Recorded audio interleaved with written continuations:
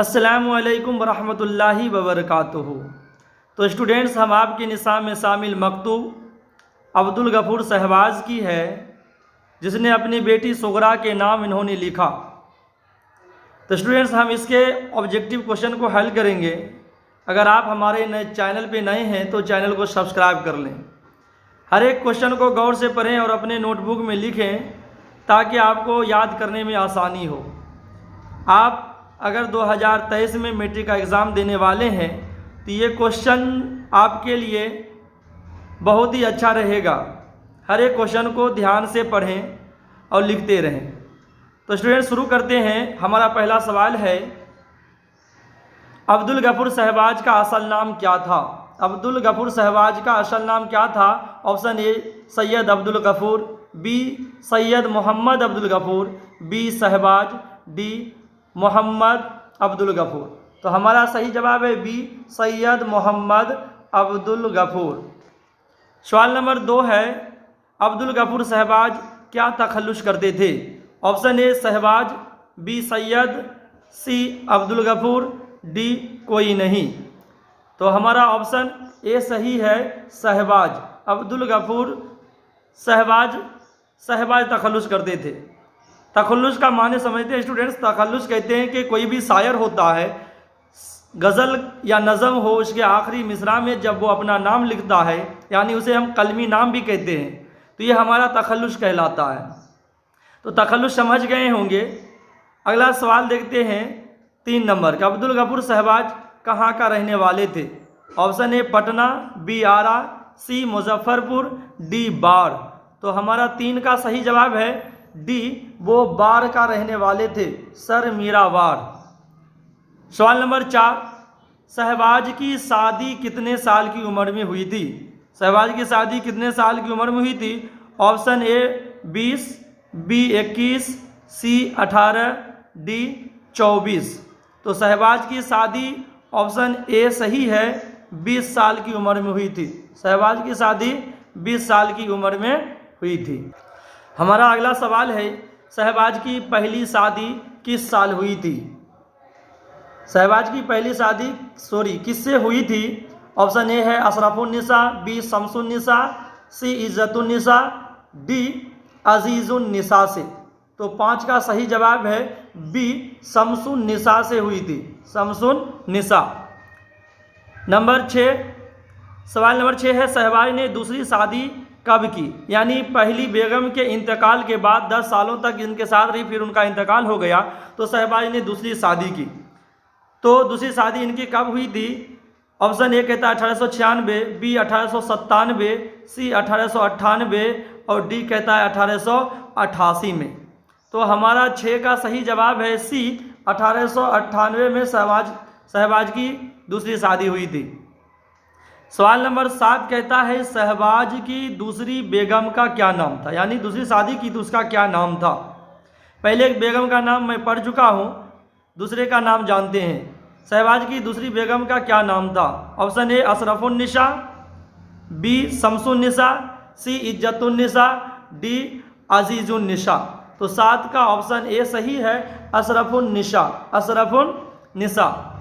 सवाल नंबर 8 है, east India company के ज़ेरे एहतमाम उर्दू अखबार दारुस्सल्तनत कब शुरू हुआ था? यानी ईस्ट इंडिया कंपनी की तरफ से ये शुरू किया गया था दारुस्सल्तनत। कहते हैं इनकी शुरुआत कब हुई थी?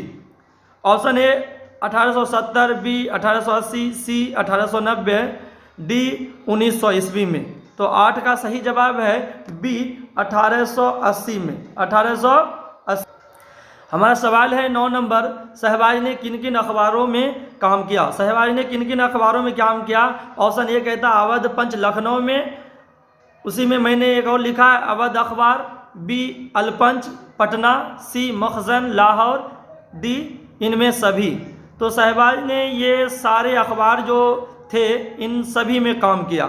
और मैंने ब्रैकेट में जो लिखा ये अखबार कहाँ से निकलती थी, उनके जो है मैंने पता लिखा है कि पहला लखनऊ से निकलता था, बी पटना से, सी लाहौर से निकलता था।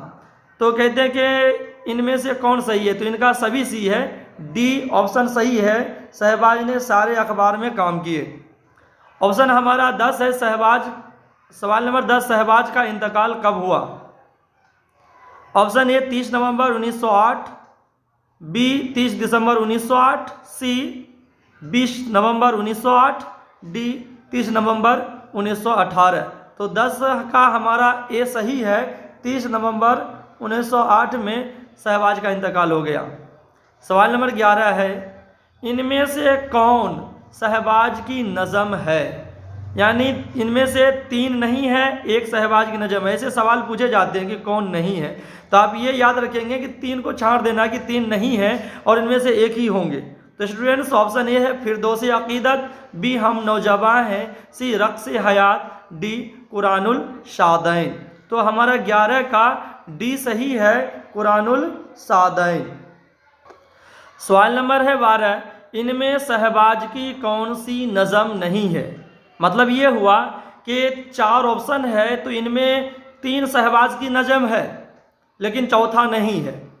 तो हमको वो देखना है कि इनमें से कौन शहबाज की नज़म है, तो जो नहीं है उसको हम कहेंगे ये नहीं है। तो पहला ऑप्शन ए है सालगिरह मुबारक, बी खुदा की रहमत, सी कानून किस्मत, डी कहते हैं लफ्ज़ों का पुल।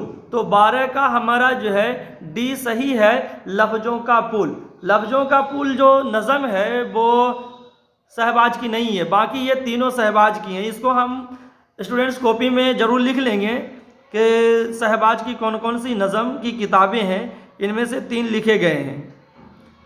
सवाल नंबर 13 कहते हैं कि शहबाज की पैदाइश कब हुई? Option A 1860, B 1865, C 1870, D 1890।